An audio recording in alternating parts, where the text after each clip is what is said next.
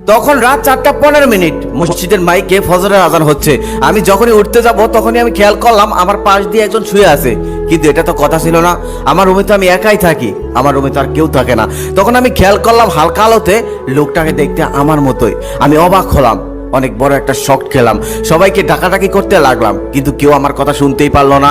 কিছুক্ষণ পর আমার রুমে আমার বোন আসলো, লাইট অন করেই আমাকে ডাকতে লাগলো, বললো ভাইয়া ভাইয়া ওঠ, ফজরের নামাজে যাবি না? এই বলতে বলতে সে শুয়ে থাকা ব্যক্তিটার কাছে গেল, কিন্তু আমার কাছে আসলো না। আমি খুবই অবাক হলাম, আমি রাগ করে বললাম, এই আমার পাশে এটা কে শুয়ে আছে আর তুই তাকে কেন ভাইয়া বলছিস? তুই আমাকে দেখতে পারতেছিস না? তবে সে আমার কথা কোনো কর্ণপাতই হলো না। আমার পাশে শুয়ে থাকা মানুষটার শরীরে হাত দিয়ে এসে চিৎকার করে কাঁদতে লাগলো।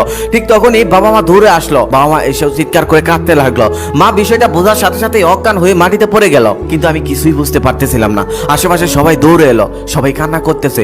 সকাল হলো, সকাল হওয়ার সাথে সাথে আত্মীয় স্বজন সবাই ভিড় করলো, এলাকাবাসী সবাই ভিড় করলো, সবাই কান্নাকাটি করতেছে, সবাই আমার পরিচিত লোক। আমি সবার কাছে একে একে যাচ্ছি, কিন্তু কেউ আমার কথাই শুনছে না, কেউ আমার দিকে ভিড়েও তাকাচ্ছে না।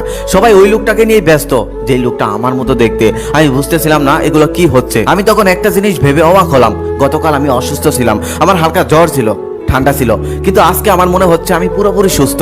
আমার শরীরটা একদম তুলার মতো নরম। মসজিদের হুজুর আসলো সেই লাশটাকে গোসল করানোর জন্য, তার সাথে আরো একজন লোক আসলো। সে আফসোস করে বলতেছে, আরে কালকেও লোকটা ভালো ছিল, কি টাকরা যুবক, হঠাৎ করে মৃত্যু এসে গেল।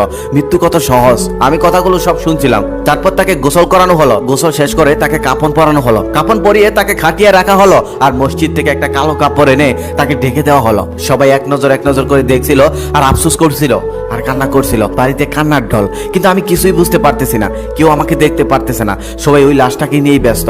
মা তো সেই অজ্ঞান হয়ে আছে কালকের থেকে, জ্ঞানী ফিরতেছে না। তারপর লাশটাকে নিয়ে যাওয়া হলো ঈদগাতে, সেখানে জানাজার জন্য। সেখানে মানুষের অভাব নেই, পা রাখার জায়গা নেই। বাবা কিছুক্ষণ কথা বলার পর মসজিদের হুজুর বয়ান করলো। বয়ান করার পর জানাজা সম্পূর্ণ হলো। জানাজা শেষ করার পর তাকে কবরের সামনে নিয়ে যাওয়া হলো, কবর দেওয়া হলো। কবর দেওয়া শেষ করার পর সবাই তার রাতটার মাগফিরাতের জন্য দোয়া চাইলো। দোয়া চাওয়ার পর সবাই একে একে চলে গেল, শুধু বাবা যেতে চাইলো না। তারপর বাবাকে কয়েকজন ধরে টেনে টেনে নিয়ে গেল। ঠিক তখন আমি একা হয়ে পড়লাম।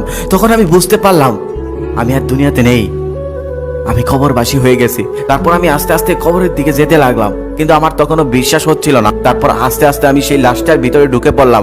আমি যেন আবার নতুন করে প্রাণ ফিরে পেলাম, কিন্তু একই, আমি তো অন্ধকার কবরে। তখন আমি জোরে জোরে চিৎকার করতে লাগলাম, হে আল্লাহ, আপনি আমাকে আরেকটা বার সুযোগ দিন। আমি কখনোই নামাজ ছাড়বো না, আমি কখনোই রোজা ছাড়বো না, আমি কখনোই মসজিদ ছাড়বো না।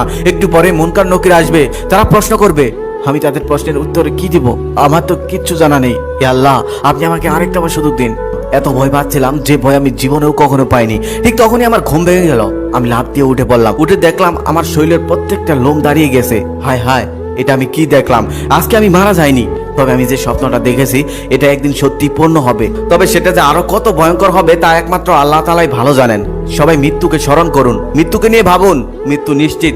মনে রাখবেন, আপনি যদি মৃত্যুকে নিয়ে ভাবেন তাহলে আপনি অন্তত খারাপ কাজে যেতে একটু হলেও ভয় পাবেন। সবাই মৃত্যুকে স্মরণ করুন, সবাই সঠিক রাস্তায় থাকার চেষ্টা করুন।